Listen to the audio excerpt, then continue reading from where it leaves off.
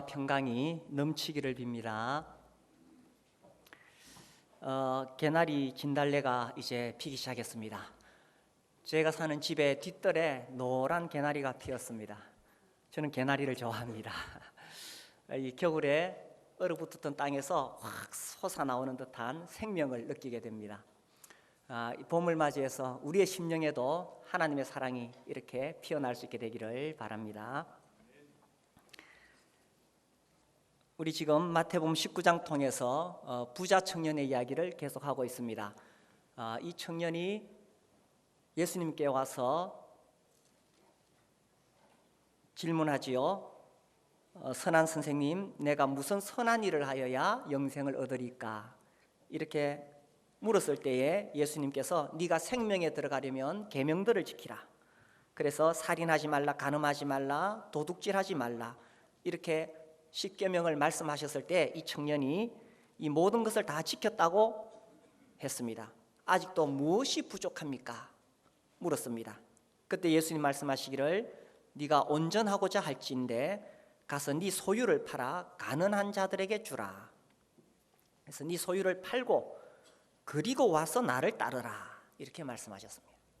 그래서 이 청년은 재물이 많음으로 근심하면서 돌아가게 됩니다.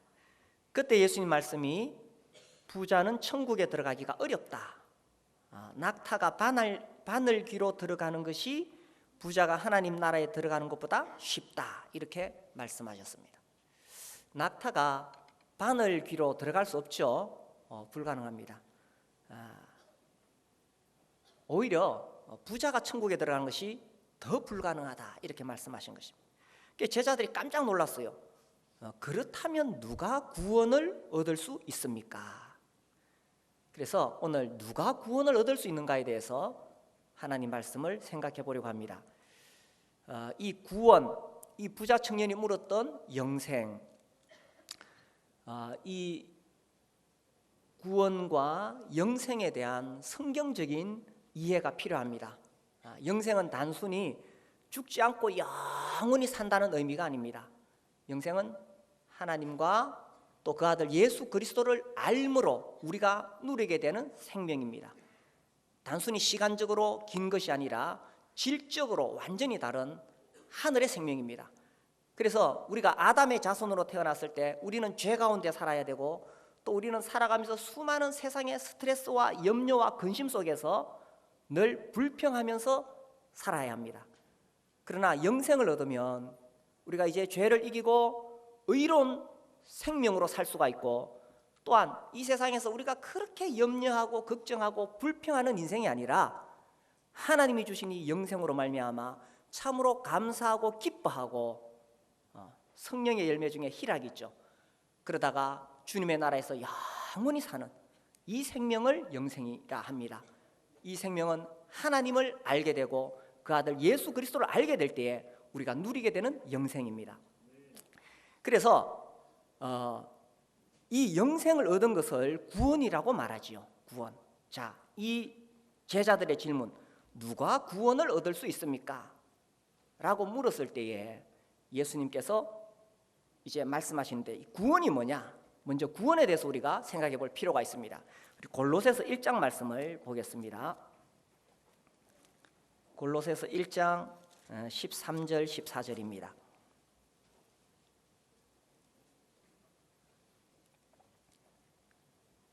같이 한번 읽겠습니다. 그가 우리를 흑암의 권세에서 건져내사 그의 사랑의 아들의 나라로 옮기셨으니 그 아들 안에서 우리가 속량 곧 죄사함을 얻었도다. 이것이 구원입니다. 구원은 장소의 이동의 개념이 있습니다. 물에 빠진 사람을 구원했다는 것은 이제 위험한 물에서 안전한 곳으로 옮겨놨다라는 거죠.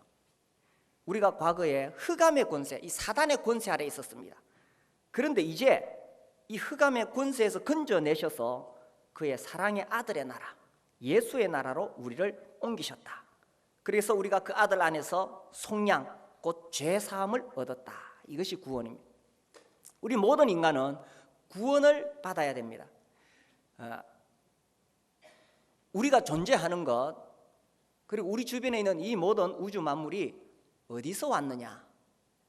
이것은 저절로 생긴 것이 아니라 절대 전능하신 창조주께서 만드신 것이죠. 하나님께서 그 놀라운 전능하신 능력으로 온 우주, 하늘과 땅, 그리고 우리가 봄에 보는 그 수많은 아름다운 꽃들과 또 산에 날아다니는 수많은 새들, 짐승들, 그리고 우리 사람을 만드셨습니다. 그런데 최초의 인간인 이 아담이 하나님을 향해서 반역을 일으켰습니다. 자기가 하나님이 되려고 한 것입니다. 자, 우주 만물을 하나님이 만드셨으면 누가 주인입니까? 만드신 하나님이 주인이십니다. 그런데 인간은 하나님을 주인으로 섬기기를 거절했습니다.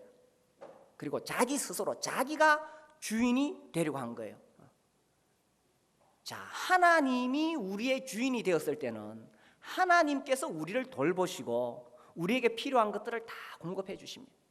사실 지금도 우리가 이렇게 살아가는 것은 하나님께서 하늘에 해를 주시고 햇빛을 주시고 비를 주시고 또 공기를 주시고 우리에게 생명을 주셔서 살아가는 거죠.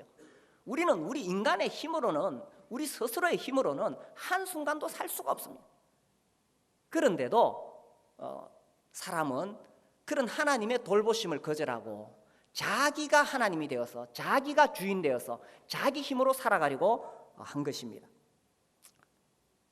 그러다 보니 우리 인간이 오늘날 살아가면서 수많은 인생의 문제 속에 빠질 수밖에 없는 거예요. 그래서 살아가면서 불안하고 염려가 있고 질병이 있고 또 인간 사이에 갈등이 있고, 그러다가 결국 죽음 앞에서 우리 인생은 다 끝이 나는 것입니다. 그러면서 우리는 죄 속에 살아가는 거예요. 성경에 보면 두 아들의 이야기가 나옵니다. 이 둘째 아들이 아버지에게 가서 말했습니다. 아버지, 유산을 나한테 미리 주실 수 없습니까? 이런 괘씸한 아들이 어디 있어요? 그런데 그 아버지가 참 성품이 좋아서 그래, 네가 원하는 대로 해주마 하면서 많은 재산을, 유산인데 아버지 살아계신데 둘째 아들한테 물려줬어요. 이 둘째 아들이 그 재산을 가지고 나가서 허랑방탕하게 살았습니다. 그리고 그 재산을 다 써버렸어요. 그리고는 너무 배가 고파서 이제 돼지를 치는 일을 했습니다. 그 유대인들에게 돼지를 치는 일은 가장 저급한 일입니다.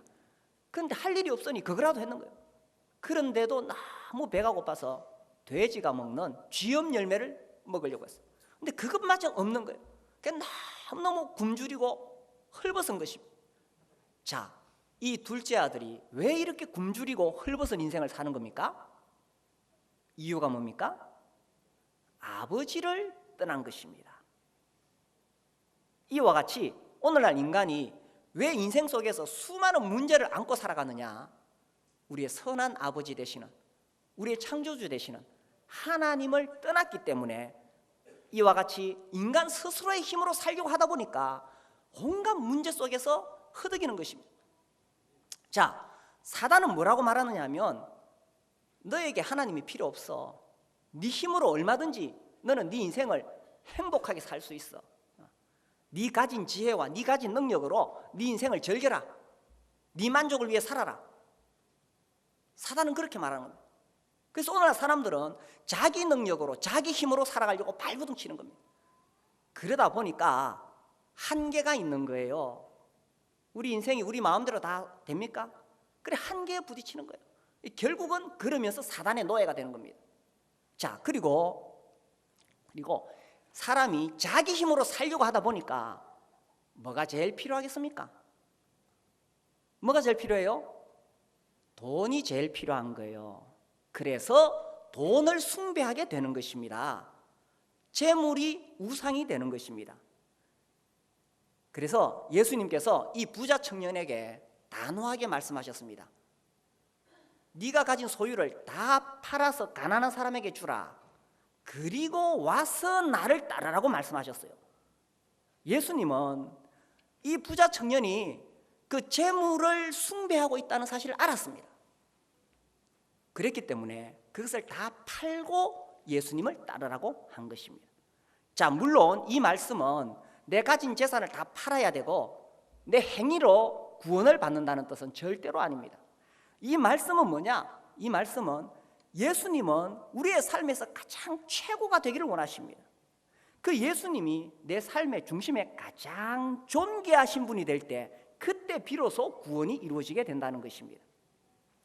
그러나 사람들은 창조주 하나님을 거절하고 하나님이 보내신 아들을 거절하고 자기가 주인 되어 살아갑니다. 그러면서 하나님, 거룩하신 하나님을 떠났을 때 사람은 죄를 지을 수밖에 없습니다. 그래서 이렇게 죄를 짓다가 결국 사람은 지옥에 갈 수밖에 없다는 것입니다. 제가 어제 책을 읽으면서 릭 홀랜드라는 분의 글을 읽었습니다. 설교자는 주일 설교에서 지옥의 공포와 그리스도를 거부하는 데서 비롯하는 비참한 결과를 전하는 일을 소홀히 해서는 안 된다. 지옥에 관해 설교하지 않으면 다가오는 심판을 강조하는 서신서의 내용을 무시하는 것이요, 복음서에 기록된 예수님의 가르침 가운데 많은 부분을 간과하는 것이요, 뿐만 아니라 요한계시록을 성경에서 찢어내야 한다. 사람들은 주일날 교회에 와서 자기를 위로하고 격려하는 좋은 이야기를 듣기를 원합니다. 그러나 성경을 정직하게 읽는 설교자라면 지옥에 대해서 반드시 이야기를 할 수밖에 없다는 것입니다. 지옥은 물리적인 고통, 외로움, 두려움을 더욱 가중시키는 어두움, 후회, 하나님과의 단절을 경험하는 것은 물론 구원의 기회가 두 번 다시 주어지지 않는 장소이다. 왜 지옥에 대해서 말할 수밖에 없느냐 하면, 죽어서 지옥 가면 거기서는 다시 구원받을 수 있는 기회가 없기 때문입니다. 윌리엄 니콜슨은 이렇게 말했습니다. 지옥의 뜨거운 열기가 그들을 영원히 고통스럽게 할 것이다. 유황의 고약한 냄새가 그들을 역겹게 할 것이고, 또한 칠흑 같은 흑암이 그들을 두렵게 할 것이다. 영원한 진노의 장소에 거하는 저주받은 자들은 지옥의 진리를 너무 늦게 깨달은 셈이다. 그러므로 지옥에 가기 전에 이 지옥의 진리를 깨닫고 구원을 받아야 된다라는 것입니다. 그래서 구원이 뭐냐? 하나님을 거절하고 자기가 주인 되어서 살아가다가 지옥 가는 인생이 회개하고 돌이켜서 하나님이 내 인생의 주인이시구나, 그래서 하나님 보내신 예수 그리스도를 나의 삶의 주인으로 모시고 하나님 약속하신 영생을 누리다가 천국에 가는 것, 이것이 구원이라는 것입니다.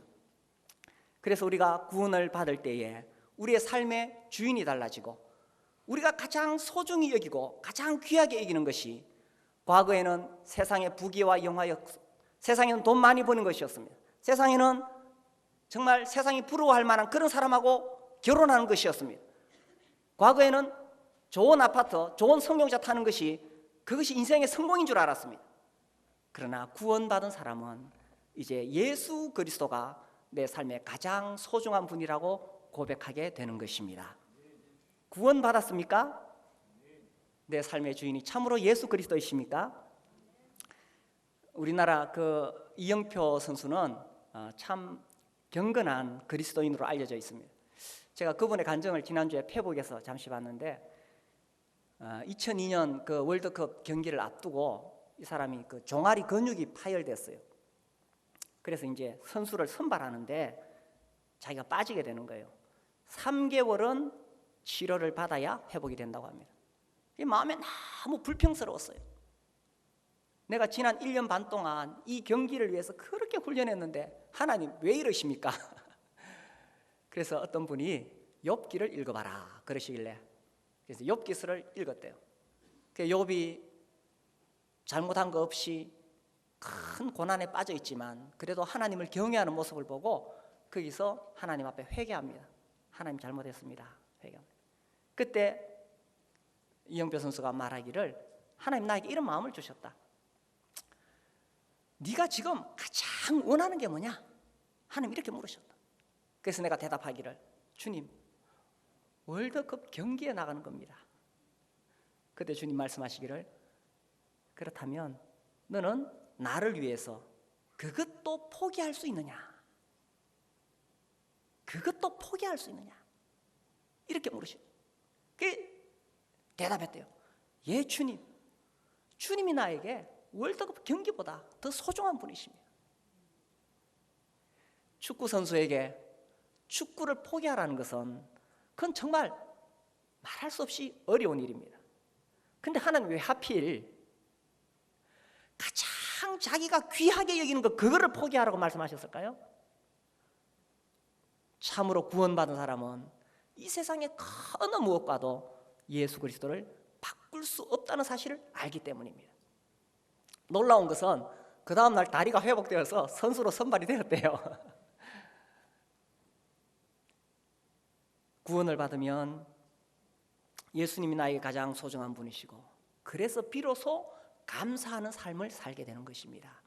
이전에는 내 마음대로 안 되면 날 원망하고 불평했지요.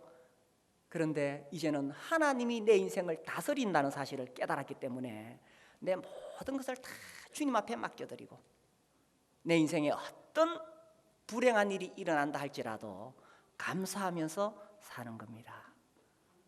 하나님이 나의 주인이므로 하나님께 내 모든 것을 다 맡겨드리는 것입니다. 그래서 예수님이 나에게 가장 소중한 분이다. 하나님께서 아브라함에게 찾아오셔서 말씀하셨어요. 아브라함아, 네 아들, 네 사랑하는 독자 이삭을 내게 번제로 바쳐라. 아브라함이 100살 되어서 아들을 얻었으니 얼마나 귀합니까? 물론 젊은 날에 얻은 아들이라 할지라도 말할 수 없이 귀한 아들이지만 이 나이가 들어갈수록 아들이 다 귀하죠. 그래서 그 다음날 아침에 일찍 아브라함은 자기 아들을 하나님께 제물로 바치려고 데리고 나서는 것입니다. 하나님 우리에게 묻습니다. 네가 정말 구원받았느냐? 네 인생에 가장 소중한 것이 뭐냐? 구원받았다는 것은 단순히 중세시대에 팔리던 면죄부를 샀다는 의미가 아닙니다. 중세시대에 로마 가톨릭이 면죄부를 팔았어요. 돈 주고 그거 사면은 지옥에 있는 사람이 연옥으로 가고 연옥에 있는 사람이 천국에 간다. 그래서 그 당시 아주 이름난 소문난 악한 이 고리 대금업자가 있었는데, 그 사람의 비유를 들면서 면죄부를 팔 때에 그 태철이라는 신부가 그런 악덕업자도 이 면죄부를 사면 죽어서 천국 간다고 그렇게 가르쳤습니다. 그래서 면죄부를 사놓으면 지 마음대로 죄 짓고 살아도 천국 간다.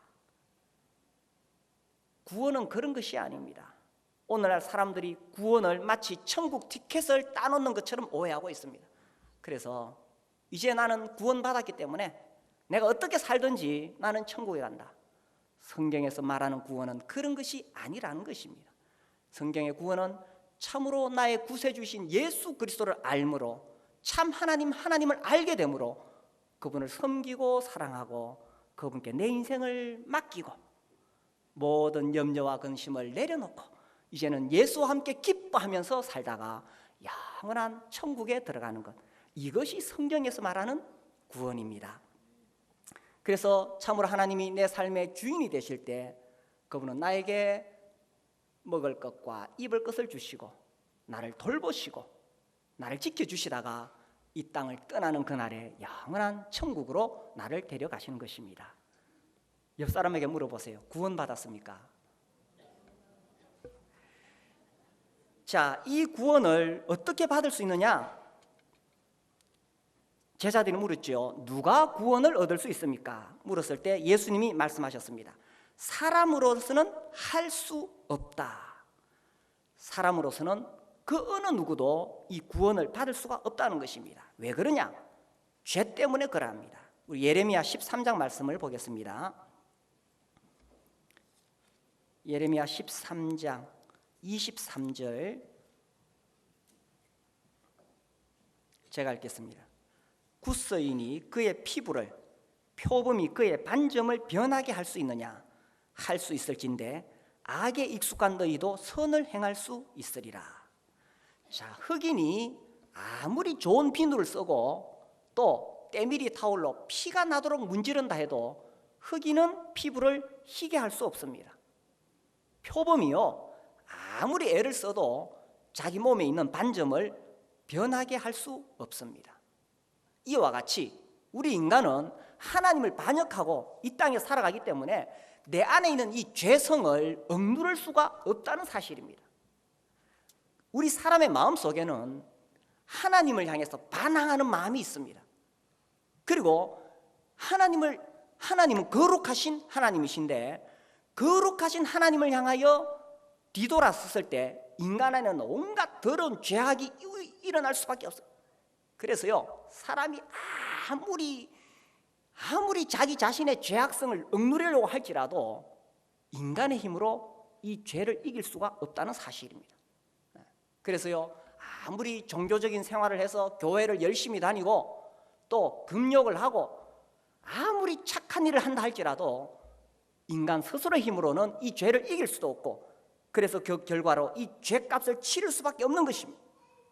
아무리 내가 교회 열심히 나와서 세례를 받고 교회에 와서 봉사를 하고 헌금을 하고 아무리 착하게 살아도 인간의 힘으로는 구원을 받을 수가 없는 것입니다. 그래서 울어도 못하는 겁니다. 힘쓰도 못하고 애써도 못하는 겁니다. 하나님 앞에 와서 하나님 제발 나를 구원해 주십시오 하면서 이를 물고 애를 써도 인간의 힘으로는 절대로 구원을 받을 수가 없습니다. 여기 이 부자 청년은 예수님이 십계명을 지키라고 했을 때에 이렇게 말했죠. 내가 다 지켰습니다. 무엇이 부족합니까? 이와 같이 이 부자 청년처럼 참 훌륭하죠. 참 훌륭한 젊은이입니다. 설사 이와 같이 자기 나름대로 자기가 보기에 이렇게 십계명을 지키고 자기가 보기에 선하게 살았다 할지라도 인간 스스로의 힘으로는 구원을 받을 수가 없다는 것입니다. 그러므로 사람은 빨리 포기를 해야 됩니다. 내 힘으로는 절대로 구원을 받을 수가 없구나. 포기해야 돼요. 그런데도 어리석은 사람들이 그래도 내가 조금 더 노력하면 구원을 받을 수 있지 않겠나. 그래서 이 부자 청년은 하는 말이 예수님 다 지켰는데 무엇이 부족합니까? 이렇게 물었던 것입니다. 그러나 예수님 말씀하시기를 사람으로는 할 수 없다. 사람으로는 불가능하다는 것입니다. 그래서 빨리 포기해야 되고 미련을 버려야 됩니다. 그런데 사람들이 자꾸 자기 힘으로 자기가 좀 더 노력하고 자기가 좀 더 착하게 살고 자기가 좀 교회 열심히 다니면 구원 받는 줄 아는데 인간의 힘으로는 불가능하다는 것입니다. 자, 어떤 사람이 배를 타고 가다가 태평양 한가운데서 빠졌습니다. 태평양 한가운데 빠져서 이제 겨우 이 튜브를 하나 이제 바람이 빠져가는 튜브 위에 겨우 견디고 섰습니다. 자, 이 사람에게 지금 뭐가 필요합니까? 이 사람 생각할 때 내가 수영을 잘하면 이 태평양 바다를 건널 수 있을 거야. 그래서 이 헬기가 나타났습니다. 헬기에다가 알렸습니다. 나에게 수영 교본을 하나 떨어뜨려 주시오. 자, 헬기에서 수영 교본이 떨어졌습니다. 그 수영 교본 보고 이 사람이 헤엄쳐서 태평양 바다를 건너갈 수 있습니까? 해보니까 안 되거든. 이거 말고 내가 이거 이론적으로 안 되니까 내 앞에서 이 수영의 시범을 한번 잘 보일 수 있는 사람을 보내주시오. 헬기에서 이제 박태환 선수가 뛰어내렸어요. 수영은 이렇게 하는 거야 이러면서 탁 아시아의 물개 시범을 보여줬습니다. 자, 그 시범 보고 이 사람이 태평양 바다 건너갈 수 있습니까? 자기 힘으로 불가능한 거예요. 포기해야 돼요. 이 사람에게 뭐가 필요합니까? 이 사람을 건져줄 구조대원이 필요한 것입니다. 자기 힘으로는 절대로 태평양 바다에서 빠져나올 수가 없어요. 누군가 이 사람을 건져줘야 되는 거예요. 오늘날 사람들도 하나님을 떠나서 다 죄악 가운데 살아가고 있습니다. 어느 누구도 자기의 힘으로 이 죄악 가운데 빠져나올 수가 없는 거예요. 그래서 우리에게 누구가 필요하냐? 우리를 구원해 주실 구원자가 필요합니다.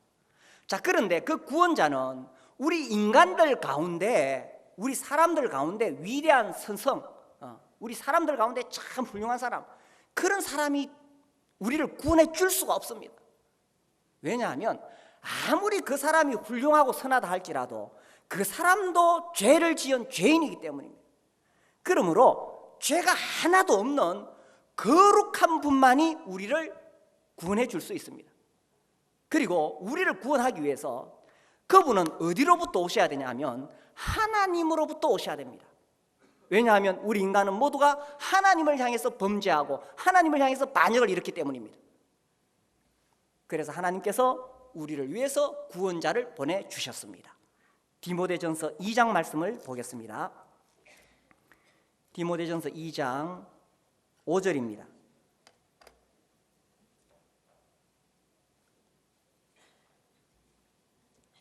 자, 5절과 6절 우리 함께 읽겠습니다. 시작. 하나님은 한 분이시요 또 하나님과 사람 사이의 중보자도 한 분이시니 곧 사람이신 그리스도 예수라. 그가 모든 사람을 위하여 자기를 대속물로 주셨으니 기약이 이르러 주신 증거니라. 자, 하나님은 한 분이십니다. 오늘날 많은 사람들은 신은 여럿이 있다고 생각합니다. 그래서 자기가 마음에 드는 신을 골라서 믿으면 된다고 생각합니다. 천만의 말씀, 이 우주와 만물을 만드신 전능하신 신은 한 분 하나님밖에 안 계십니다. 여러 신들이 모여서 이 우주를 만든 것이 아니에요. 우주 만물을 만드신 창조주 하나님은, 절대 전능하신 분은, 그 거룩하신 하나님은 한 분이십니다. 그리고 그 하나님과 우리 사이에 이 하나님과 우리를 연결해 줄 수 있는 중보자 또 한 분이신 예수 그리스도이십니다. 하나님이 보내주신 예수 그리스도만이 하나님과 우리를 연결해 줄 수가 있습니다. 왜 그러냐 하면 이 예수는 단순히 위대한 스승이 아닙니다. 이분은 하나님의 아들이지만, 그분은 본래 하나님이셨지만 우리를 구원하기 위해서 이 땅에 오신 분이시기 때문입니다. 그리고 그 하나님 아들은 우리를 구원하시기 위해서 어떻게 하셨느냐? 6절, 그가 모든 사람을 위하여 자기를 대속물로 주셨다. 이 대속물이라 하면 우리는 우리 죄 때문에 지옥에 갈 수밖에 없습니다. 그러면 우리가 어떻게 해야 되느냐? 이 죄를 깨끗이 씻어야 됩니다. 이 죄값을 치러야 됩니다. 그런데 우리의 힘으로는 이 죄값을 치를 수가 없는 거예요. 우리는 죄인이니까. 그래서 하나님이 자기 아들을 대속물로 주셨어요. 대속이라 하면 내 죄값을 대신 치르는 분이라는 뜻입니다. 그래서 하나님의 아들이 이 땅에 오셔서 내 죄를 대신해서 갚아주신 것입니다. 어떻게 갚아주셨느냐? 그분이 십자가에 못 박혀 죽으심으로. 죄는 내가 지었는데 이 죄값은 누가 갚아주셨느냐? 하나님의 아들 예수 그리스도께서 십자가에 못 박히셔서 내 죄 때문에 죽어주신 것입니다. 그로 인해서 예수님이 내 죄값을 다 갚아주신 거예요. 그러므로 하나님과 나 사이에 중보자, 죄인인 나와 거룩하신 하나님을 연결해 줄 수 있는 분은 오직 예수 그리스도밖에 없다는 사실입니다. 그래서요, 우리 인간의 힘으로는 구원을 받을 수가 없습니다. 우리 인간이 아무리 발버둥 쳐도요, 내가 아무리 착하게 살고 하나님 앞에 11조 내고 새벽 기도하고 아무리 내 인간의 힘으로 공로를 쌓는다 할지라도 그것으로는 구원받을 수가 없습니다. 구원받을 수 있는 길은 오직 내가 참으로 죄인임을 깨닫고 내가 스스로 주인 되어 살아오면서 온갖 죄악을 저질렀다는 것을 깨닫고 하나님 앞에 회개하고 돌이키는 것입니다. 하나님, 내가 죄인입니다. 지금까지 내가 하나님 섬기기를 거절하고 내 마음대로 내 욕심대로 살아왔습니다. 내 이 악한 죄에서 이제 회개하고 하나님 앞에 돌이키기를 원합니다. 그리고 하나님이 보내주신 예수 그리스도를 내가 나의 구주로 모셔드리는 것입니다.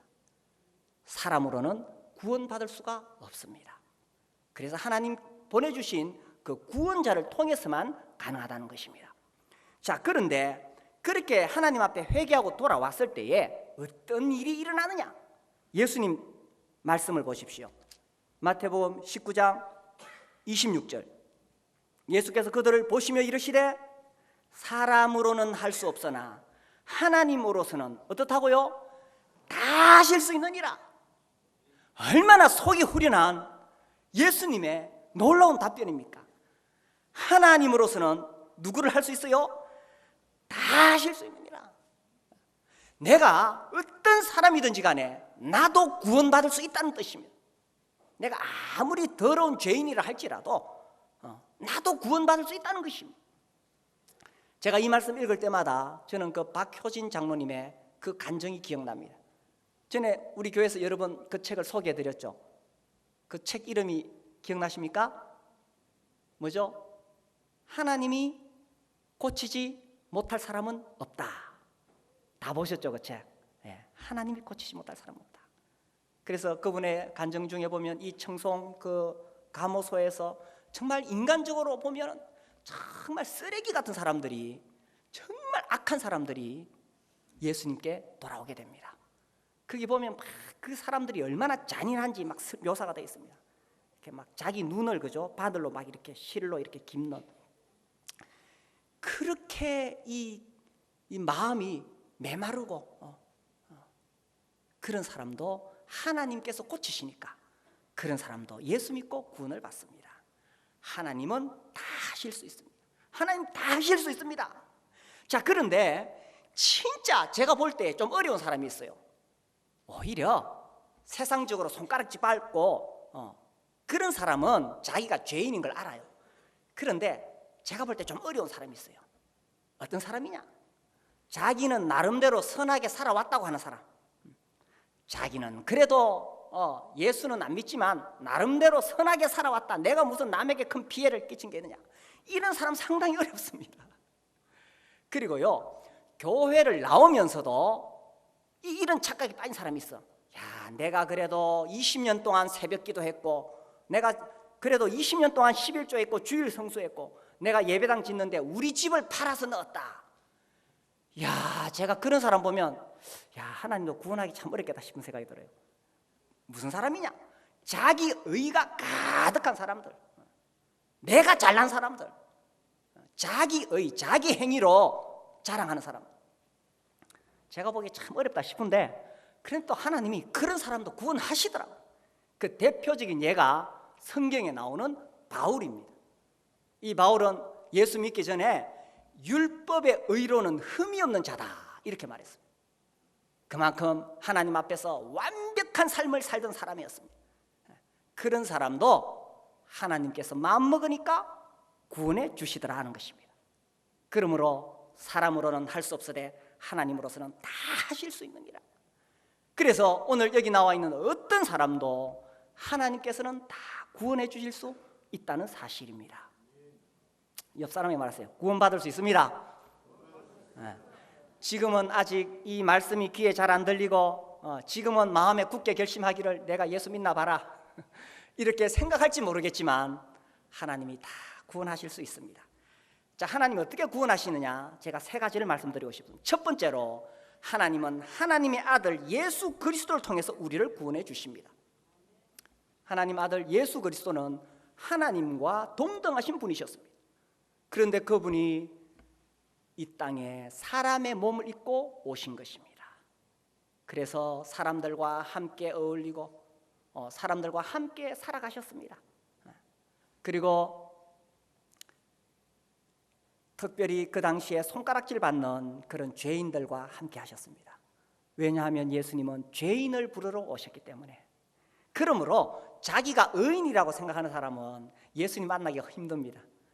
그래서 예수님이 그 당시 손가락질 받는 세리와 또 사람들에게 손가락질 받는 그런 여자들, 그들과 함께 하셨습니다. 그리고 주님은 이제 자기 제자에 의해서 배신을 당하죠. 그래서 유대인들이 예수님을 로마인들에게 넘깁니다. 그래서 로마 군병이 와서 예수님을 끌고 갑니다. 우리 주님이 충분히 자기 능력으로 그 로마 군병들을 다 쫓아낼 수 있지만 주님이 이 틀 깎는 자 앞에 잠잠한 어린 양처럼 그들에게 순순히 끌려갔습니다. 로마 군병들이 예수님의 옷을 벗겼습니다. 옷을 벗긴다는 것은 수치와 모욕을 주는 거죠. 그리고 가시로 관을 만들어서 예수님 머리에 씌웠습니다. 가시가 머리에 찔리니 예수님 머리에서 수없이 피를 쏟았습니다. 그리고 예수님을 묶어놓고 채찍으로 때렸습니다. 그래서 그 몸에서 피를 쏟고 그 몸에 살점이 떨어져 나갔습니다. 그리고 예수님을 마지막에는 두 손과 두 발에 못을 박아서 십자가에 매달았던 것입니다. 하나님은 우리를 구원하시기 위해서 누군가 우리 죄를 위해 죽어야 될 대속물이 필요했습니다. 그런데 그런 대속물이 될 수 있는 자격이 사람들 가운데는 아무도 없었습니다. 그러므로 하나님은 우리를 구원하시기 위해 자기 아들을 보내신 것입니다. 그래서 하나님의 아들 예수 그리스도는 십자가에 못이 박혀서 피를 흘리시면서 거기서 피를 다 쏟으시고 마지막에 말씀하시기를 다 이루었다 하시고 돌아가신 것입니다. 우리 요한복음 19장 30절 볼까요? 요한복음 19장 30절, 이 놀라운 말씀 우리 함께 읽겠습니다. 시작. 예수께서 신 포도주를 받으신 후에 이르시되 다 이루었다 하시고 머리를 숙이니 영혼이 떠나가시니라. 다 이루었다. 이제 우리를 구원하기 위해서 우리의 모든 죄를 다 갚아주셨다는 것입니다. 이제 우리의 죄를 깨끗이 씻어주셨다는 뜻입니다. 이제 우리의 죄를 영원히 없애주셨다는 뜻입니다. 그래서 예수님이 마지막에 십자가에서 피 흘리시면서 다 이루었다. 그러므로 이제 우리가 하나님을 향해 반역하고 내가 주인 되어 살아가던 내 모든 죄값은 2000년 전 예수님의 십자가에서 완전히 없어져 버린 것입니다. 예수님은 십자가에서 죽으시고 3일 뒤에 다시 살아나셨습니다. 그리고 사람들에게 40일 동안 자기가 살아나셨음을 보여주시고 하늘로 올라가셨습니다. 그러므로 모든 영광과 존귀와 권세가 이제 예수 그리스도께 있는 것입니다. 그래서 이제 지금은 하나님 보좌 우편에서 우리를 위해 간구하시고 또 우리를 돌보시다가 때가 되면, 하나님께서 정하신 때가 되면 그분은 이제 왕권을 가지고 다시 우리를 데리러 오실 것입니다. 그래서 하나님이 어떻게 우리를 구원하셨느냐? 그 아들을 통해서 구원하셨다.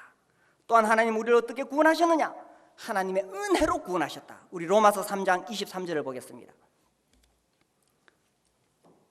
로마서 3장 23절 24절입니다. 제가 읽겠습니다. 모든 사람이 죄를 범하였음에 하나님의 영광에 이르지 못하더니. 그렇죠. 모든 사람이 죄를 범했기 때문에 아무도 하나님의 영광에 이를 수 없었습니다. 그런데 24절 같이 읽겠습니다. 그리스도 예수 안에 있는 속량으로 말미암아 하나님의 은혜로 값없이 의롭다 하심을 얻은 자 되었느니라. 저는 처음에 이 말씀을 읽고 너무너무 명확해가지고 모든 의심이 다 날아갔습니다. 하나님의 은혜로 값없이 하나님이 나를 의롭다고 하신다. 하나님께서 나를 이제는 죄인으로 정죄하지 않으십니다. 왜냐하면 예수님께서 이미 내 모든 죄의 값을 다 십자가에서 갚아주셨기 때문입니다. 그러므로 어느 누구도 나를 정죄할 수 없습니다. 나는 여전히 부족한 자요, 내 안에는 온갖 욕심이 가득하고 더러운 자지만, 그러나 아무도 내가 지옥 간다고 나를 정죄할 수 없습니다. 마귀가 나를 정죄할 수 없습니다. 천사도 나를 정죄할 수 없습니다. 제 아내도 저를 정죄할 수 없습니다. 저는 하나님 앞에 의롭다 하심을 얻었고 이 땅을 떠나는 날에 거룩하신 하나님이 계신 영원한 천국에 갈 것입니다. 아멘이십니까? 이 놀라운 일이 내가 공로를 쌓아서 이루어진 것이 아니라, 내가 착하게 살아서 이루어진 것이 아니라 하나님의 은혜로 이루어진 것입니다. 그래서 앞으로 살아가면서도 저는 수없이 넘어지고 하나님 앞에 부끄러운 그러한 행동을 할지라도 하나님의 은혜가 영원하기 때문에 한번 하나님이 나를 의롭다고 하신 이 선언은 영원토록 계속 유효할 것입니다. 그래서 우리가 하나님의 은혜로 구원 얻는 것이요, 그리고 제가 또 한 가지 더 말씀드리고 싶은 것은 하나님의 아들로 구원받고 하나님의 은혜로 구원받고 하나님의 말씀으로 구원받는다는 사실입니다. 로마서 10장 17절 말씀 보겠습니다. 로마서 10장 17절. 그러므로 믿음은 들음에서 나며 들음은 그리스도의 말씀으로 말미암느니라. 자, 이 하나님의 말씀, 이 말씀은 참으로 놀라운 것입니다. 하나님의 말씀은 히브리서 4장 12절에 보면 살았고 운동력이 있다고 했습니다. 이 하나님 말씀이 참으로 놀라워서 하나님 말씀을 들을 때에 내 영혼이 살아나게 되고 예수님이 나를 위해 그 죄를 다 갚아주셨다는 사실이 믿어지게 된다는 것입니다.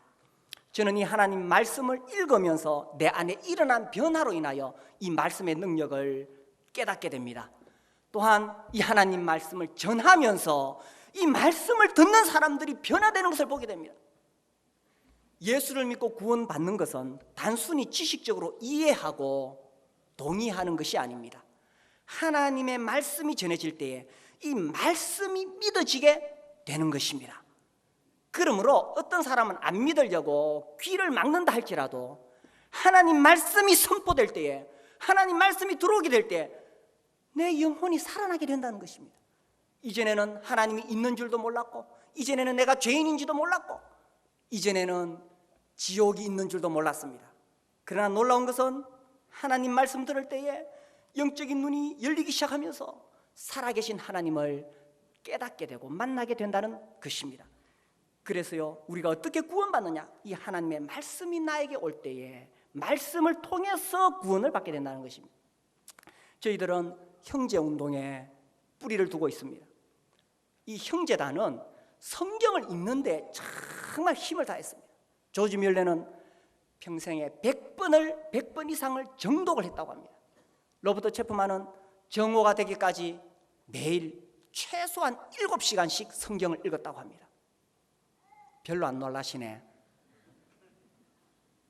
그만큼 성경을 사모하고 읽었던 것입니다. 제가 청년 시절을 생각해 보면요, 그때만 해도 교회에서는요 다 성경 읽는 분위기였고요. 그때 제가 중고등부 학생들을 맡아 있었는데 우리 중고등부 학생들 이제 친구들을 많이 데려왔어요. 그럼 제가 여기서 열심히 또 데려다 놓고 막 성경 펴고 이 전도하고 있으면, 그래 시큰하고 이게 딱 돌아서서 보면 저쪽에서 또 중학생들이 자기 친구를 데려왔어요. 제가 여기서 열심히 하고 있으니까 중학교 3학년이 중학교 2학년 됐고 성경 펴놓고 막 전도합니다. 그때 그랬어요. 성경을 읽는 것이 성경이 하나님 말씀이었고 이건 너무나 당연했기 때문에, 그리고 누군가 중학교 2학년이 친구를 데려왔는데 선생님은 져서 지금 딴 사람하고 교제하고 있거든. 그러니까 자기가 전하는 거예요. 중학교 3학년이 뭘 전했어요? 하나님 말씀을 전했어요. 하나님 말씀을 그대로 전했어요. 그래서 이 하나님 말씀을 들을 때에 죽은 영혼이 살아나고 구원을 받게 된다는 것입니다. 구원의 근거는 절대로 체험에 있지 않습니다. 많은 사람들이 자기가 어떤 체험을 했다고 그걸 자꾸 자랑하려고 하는데, 우리의 자랑은 나의 체험이 아니라 하나님 말씀에 있는 것입니다. 어떤 사람은 자기가 구원받은 것을 자꾸 자기 감정에서 찾으려고 하는데 감정 안 해요. 우리의 구원의 근거는 전적으로 하나님의 말씀에 있습니다. 사람들이 구원을 받고도 내가 구원받았는지 안 받았는지 의심스럽다. 또 어떤 사람들은 구원받고도 비실비실한 삶을 살아갑니다. 그 이유가 뭐냐? 하나님 말씀을 안 읽어서 그래요.